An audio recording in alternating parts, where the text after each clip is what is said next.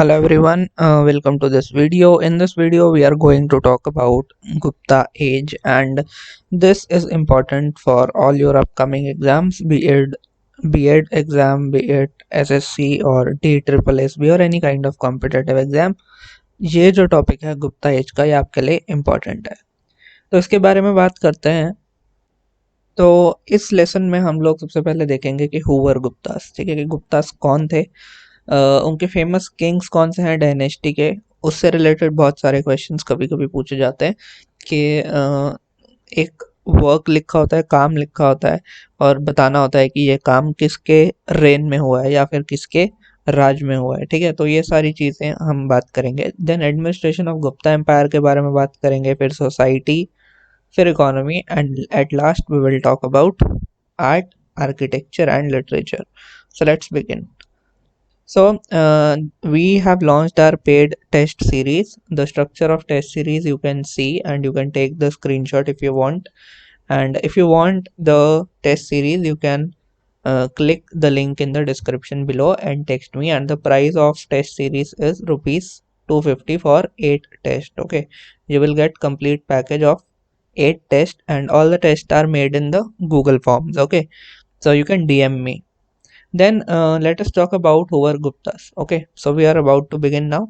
So Guptas were the dynasty that came up in the same region of Magad where the Mauryan dynasty was ruling. But the Gupta came little later. Like they rose to power in 4th century, and this period is often referred to as the golden age of India. Although it is very controversial, इस पे बहुत सारी controversies हैं कि ये वाकई golden age था या नहीं था.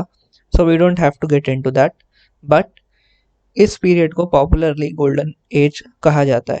ओके, और एज पर एपिग्राफिक एविडेंस जो गुप्ता डायनेस्टी का फाउंडर है उनका जो सरनेम है या जो नेम आप कह सकते हो, that is Gupta only. Okay, then it is believed that they belong to the Vaishya caste. Vaishya caste means originally they belong to a caste which was into the trading and business processes. Then they ruled for more than 200 years roughly. So now we are going to talk about their kings. उनके famous Kings के बारे में बात करेंगे. तो पहला king जो है वो है चंद्रगुप्त. ओके, सो इसके बारे में कुछ 4 इंपॉर्टेंट पॉइंट्स हैं जिसके की क्वेश्चंस अराउंड बनते हैं, तो आपको ये याद रखना पड़ेगा. ओके, सो पहला क्वेश्चन आपसे पूछा जा सकता है कि महाराजा धीराज का टाइटल किसने अडॉप्ट किया. तो आंसर होगा चंद्रगुप्त वन, ठीक है. और साथ ही साथ he was the first one. So expansion जो था वो इन्हीं के रेन में हुआ, ठीक है. एंड एक्सपेंशन कैसे हुआ, इन्होंने मैरिज अलायंस की, like marriage with Kumara Devi who was the Licchavi princess, right. And he occupied whole territory, whole fertile Gangetic Valley, which included Magad, Prayag, and Saket. Okay, so these were the areas which were under the rule of Chandragupta I. Then gold coins are also found, okay, which belong to the reign of Chandragupta I, but we are not sure whether they were in circulation or they were just used as a precious metal. Okay, तो इनको बोलते हैं दिनार्स. तो ये आपको याद रखना पड़ेगा कि what is a dinar. Dinar in the Gupta age refers to as a gold coin. Then let us talk about Samudragupta. He was the second one in the line. Samudragupta के जो रेन का रिकॉर्ड है वो हमें प्रयाग प्रशस्ति से मिलता है. प्रयाग प्रशस्ति को किसने लिखा था, हरिसेना ने या फिर हरिसेन ने, ठीक है. और ये प्रशस्ति जो है ये कहाँ पर पाई जाती है, प्रेजेंटली इलाहाबाद, और दूसरा नाम ले तो प्रयागराज. साथ ही साथ ही is also known as Napoleon of India. और इनको नेपोलियन ऑफ इंडिया किसने कहा है, V.A. स्मिथ ने, ठीक है. और क्यों कहा है, क्योंकि बहुत बड़ा एम्पायर जो था वो इनके अंडर था, ठीक है, इसलिए इनको नेपोलियन ऑफ इंडिया भी कहा गया है. इनके पास नेवी भी थी and he unified whole India politically.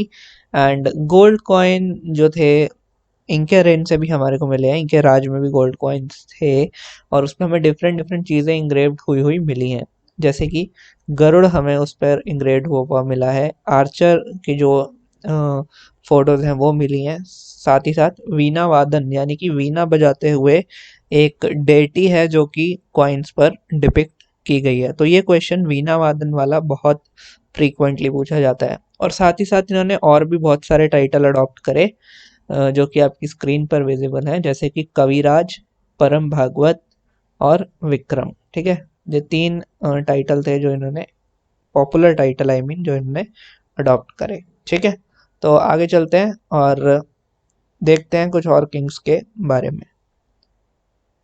तो हमने चंद्रगुप्त 1 के बारे में पढ़ा था पहले। Now we are going to talk about Chandragupta 2, who is also known as Vikramaditya. Okay, so extended empire by marriage alliances was, a prominent feature. तो इन्होंने भी वही जो था प्रैक्टिस अपनाई, और इन्होंने भी मैरिज अलायंस की, किसके साथ? कुबेर नाग के साथ।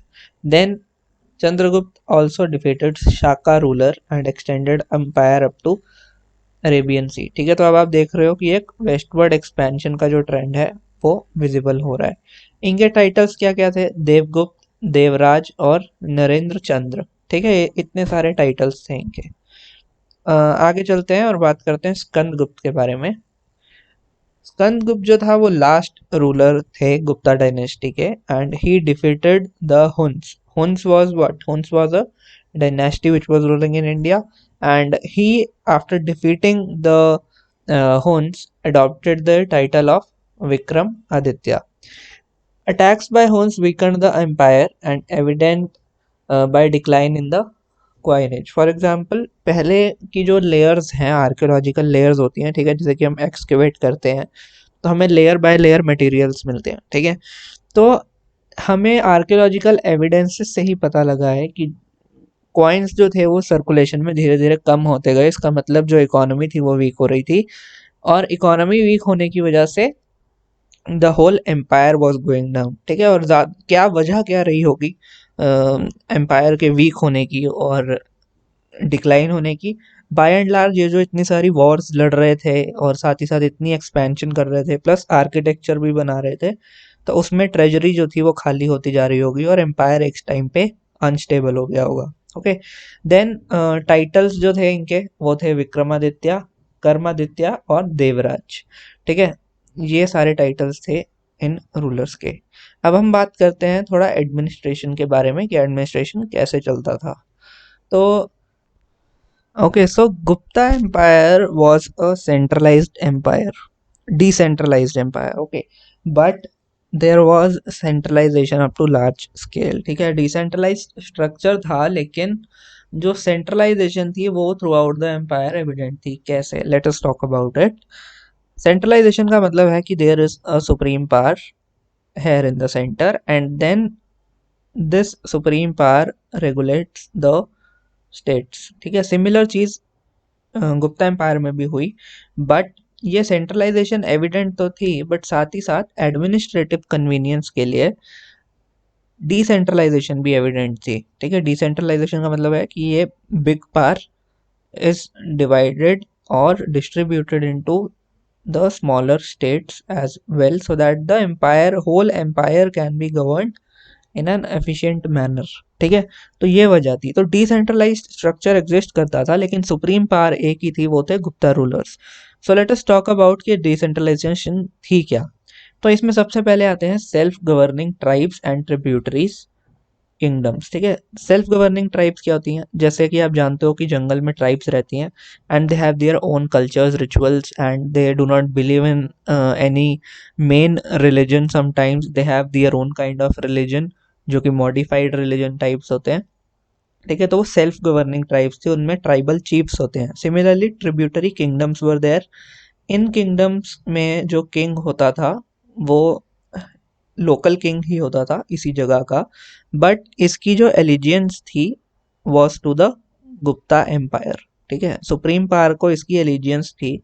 एलिजियंस का मतलब क्या है कि he was subordinated to the Gupta king, like he was ruling as per his will, जैसा उसका मन आता था वैसे काम करता था, बट एक सिंबॉलिक, जिसको बोलते हैं ना कि okay I am subordinate to you, तो वो सिंबॉलिक रिलेशनशिप इनके बीच में एग्जिस्ट करता था, जूनियर और सीनियर वाला। So that's why I am saying कि supreme power was there in the Gupta empire. Okay, then there was a practice of appointing crown prince which was called as Kumara, and the king was assisted by a council of minister. COM means council of minister, जैसा कि present times में भी होता है, we all know. So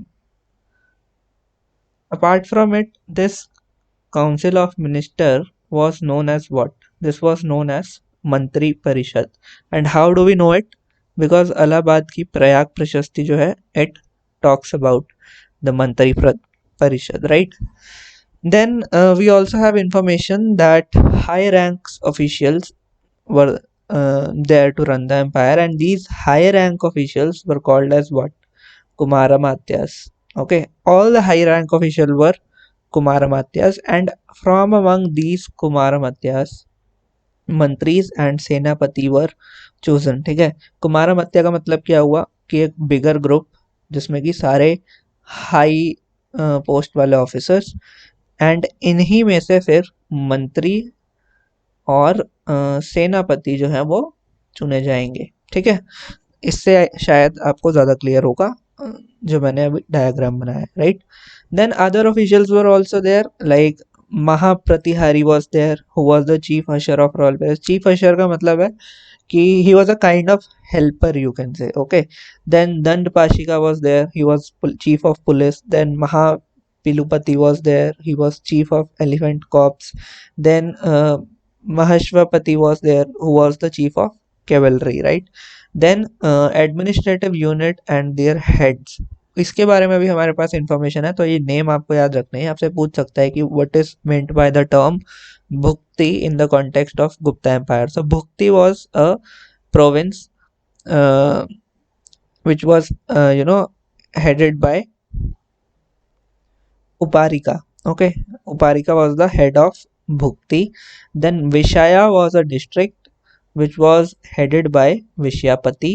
Then Vithika was a city which was headed by Nagarpati, and Gram was a village which was headed by Gramika. Okay, so these are some important posts which you have to remember, right. So now let us move ahead and talk about society. So first of all we should understand जो Gupta rulers थे, they were orthodox Hindu rulers, right. Like they were totally into their religion, and they are called like they can be called as the true practitioners of Hindu religion, or orthodoxical practitioners of Hindu religion. So a Varna system began to modify and became less rigid. So अब गुप्ताज ने ये realize किया कि they wanted to create a larger Hindu society, so they modified the Varna system, right. There were 4 Varnas, Brahman, Kshatriya, Vaishya and Shudra, and in this modified system foreigners were allowed, new tribal communities were allowed, and guild formation came into existence. Position of Shudras started improving. Why? Because Shudras जो थे आपको पता है they were going to Buddhism and Jainism. So Guptas realized कि इनको Hinduism की तरफ लाना है तो इनकी पोजीशन को इम्प्रूव करना पड़ेगा. So they were allowed to listen to Puranas. Earlier this right was not there. Apart from it, Shudras की तो पोजीशन में सुधार हुआ, बट वुमेन की जो पोजीशन थी वो डिटीरियोरेट हो गई. Child marriages came into existence, और ऐसा माना जाता है कि जो फर्स्ट टाइम सती थी वो भी इसी टाइम पे हुआ था. ठीक है, Sati you know the when the husband dies, so and the woman doesn't die, she is also burnt along with the dead body of her husband. Okay, so that is sati.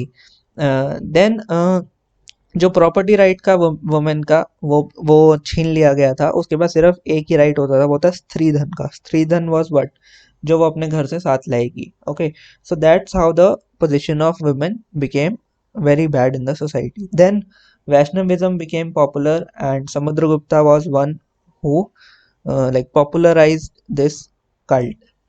Then this period also saw the evolution of Vajrayanism and Buddhist tantric cults. So Vajrayan is also like in simple words is a tantric Buddhism. Okay, then Buddhist tantric cults were many in number. So Vajrayan and Buddhist both are a kind of tantric cult. Then idol worship became important feature under Guptas. As I told you, they were totally into their religion, and Hinduism में idols are the integral part of worship. Then economy की बात करें तो land based economy थी, agriculture based economy थी। State was the exclusive owner of land. Land was classified into 5 types: kshetra bhumi, khila, vastu bhumi, charagah and aprahata were the 5 types of land. ठीक है, cultivable land, waste land, habitable land, pasture land. ठीक है, और aprahata was also pasture land. तो 5 तरह के lands होते थे। Pustpal was an officer who maintained the records of all the transactions related to land. Okay, so पुष्पपाल के बारे में आपसे पूछ सकते हैं, ये ऑफिसर का नाम आप याद रखें। हालांकि ये 5 टाइप्स ऑफ लैंड के नाम तो नहीं पूछेंगे because this is too complicated, but yes this officers name can be asked. Then Gupta issued a large number of gold coins in सब कॉन्टिनेंट, बिकॉज सबसे ज़्यादा गोल्ड कॉइन्स जो है हमें इन्हीं के रेन में मिले हैं। Then their economy witnessed decline in the long distance trade. As I told you why, empire बहुत expand हो गया था, there were wars which were going on and they were also working on the architecture simultaneously. We will talk about the architecture in just few minutes.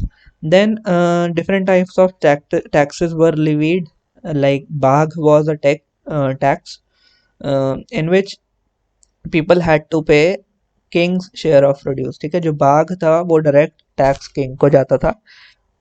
भोग जो था that was supply of fruits and flower to king.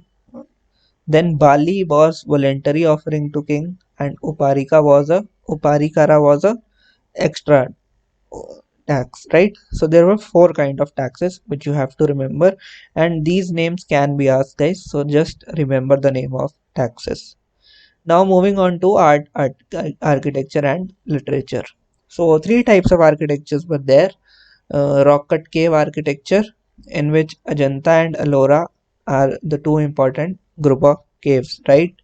Then they built a lot of temples like Dashavtar temple in Deoghar, Shiva temple of Bumra that is located in Nagpur, then Vishnu and Kankali temple which is in MP, then Varaha temple of Iran which is also located in MP. Okay? These temples were built by Guptas. They also made stupas, like Mirpur Khas was stupa which was built by them in Sindh. Dhamek stupa of Sarnath is also built by Guptas, and Ratnagiri में भी एक स्तूपा है that is built by Guptas. Now the question is कि Gupta stupas क्यों बना रहे थे? So if you can guess it, uh, so it's then it's good, but if you cannot guess it, let me tell you. As I was telling you कि लोग Jainism और Buddhism की तरफ attract हो रहे थे, right? But Guptas were ruling at this point and they were seeking legitimacy from all. ठीक है, सबसे लेजिटिमेसी चाहिए थी, वो चाहते थे कि हर कोई हमें अपना किंग माने। तो इसीलिए इस तरह के इनिशिएटिव्स भी लिए गए जहाँ पर उन्होंने स्तूपास बनाए ताकि जो फॉलोअर्स ऑफ बुद्धिज्म है वो भी उनसे अच्छी तरह रिलेट कर सकें। Then Nagara style of architecture emerged in this period. Sculptures from Mathura, Banaras, Patliputra became prominent, and some figures are that of seated Buddha, the Great Boar, Shiva, Vishnu, etc. are quite popular figures which are visible in the National Museum. So you can check it on the internet. Then literature की बात कर लेते हैं थोड़ी सी। So literature can be divided into 3 parts. सबसे पहले तो रिलीजियस टेक्स्ट, फिर रिलीजियस टेक्स्ट में भी हिंदू टेक्स्ट, बुद्धिस्ट टेक्स्ट और जैन टेक्स्ट। ठीक है, 3 तरह के। तो हिंदू टेक्स्ट में ये पुराण के नाम हैं जो कि आपको याद रखने हैं। बुद्धिस्ट टेक्स्ट में अभिधर्मा कोशा एंड विशुद्धिमग्गा, ये 2 टेक्स्ट आपको याद रखने हैं। और जैन टेक्स्ट में आपको न्यायवर्तम याद रखना है। तो आपसे ये पूछेगा कि गुप्ता टाइम में, गुप्ता पीरियड में किस तरह की लिटरेचर थी? तो रिलीजियस लिटरेचर थी, हाँ थी। तो कितने टाइप की थी? 3 टाइप की थी। आपको तीनों टाइप पता है और नाम आपकी स्क्रीन पर सारे विजिबल है। ओके, देन सेक्युलर लिटरेचर की बात करें तो ऋतु संहार was the first poem. Meghdoot was also another famous poem, by Kalidas. Then Malvika Agnimitram was first drama. Abhijana Shakuntalam was again written by Kalidas. Then Mudra Rakshasa was written by Vishak Dutt, Panchtantra by Vishnu Sharma, and Kamasutra by Vatsyayan. These are some popular literature of Gupta period. Then scientific literature की अगर बात करें तो Aryabhatiyam, Aryabhatta existed in this period, and Surya Siddhant was another important book, and Brahma Siddhanta was written by Brahmagupta, and Panch Siddhanta was also another important book. So these are the scientific literature which is visible in the Gupta period, and this is a unique feature. ठीक है, क्योंकि इससे previous centuries जो भी रही हैं उसमें scientific literature visible नहीं थी. So this was all for this particular lesson, guys. See you in the next video.